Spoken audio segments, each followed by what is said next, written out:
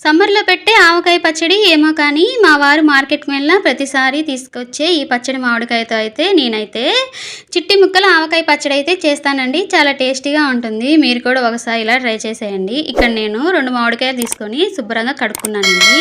తర్వాత మొత్తం శుభ్రంగా తుడుచుకున్న తర్వాత మొత్తం చిన్న ముక్కల్లాగా కట్ చేసుకున్నాను. నాకైతే ఈ ముక్కలన్నీ కలిపి ఒక కప్ అయితే అయినాయండి. ఒక కప్పు ముక్కలకి అదే కప్పుతో ఒక హాఫ్ కప్ అంతా కారం వేసుకున్నాను.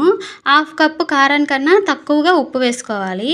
ఉప్పు కూడా వేసుకున్న తర్వాత ఓ మిక్సీ జార్ తీసుకొని వేయించిన ఆవాలు, వేయించిన మెంతులు వేసుకొని మెత్తటి పౌడర్‌లాగా చేసుకొని ఆ పౌడర్‌ని కూడా ఈ పచ్చడిలో కలిపేసుకోవాలి. తర్వాత దంచిన చిన్నుల్లిపాయలండి. ఒక 5, 6 చిన్నుల్లిపాయలు కూడా వేసుకొని బాగా కలుపుకోవాలి. తర్వాత ముక్కలు మునిగేంత వరకు ఆయిల్ వేసుకోవాలి. ఇలా వేసుకున్న పచ్చడిని ఒక నైట్ అంతా మనం పక్కన పెట్టేసుకుంటే మనకైతే చిట్టి ముక్కల ఆవకాయ పచ్చడి అయితే రెడీ అయిపోతుందండి. వేడి వేడి అన్నంలోకి ముద్దపప్పు వేసుకొని ఈ ఆవకాయ పచ్చడి వేసుకొని కొద్దిగా నెయ్యి వేసుకొని కలుపుకొని తింటే చాలా టేస్టీగా ఉంటుందండి. ఈ ఆవకాయ పచ్చడి వచ్చేసి మనకి 1 నుండి 2 వారాల వరకు నిలువ కూడా ఉంటుంది. వీడియో నచ్చితే సబ్స్క్రైబ్ చేయండి. Bye bye.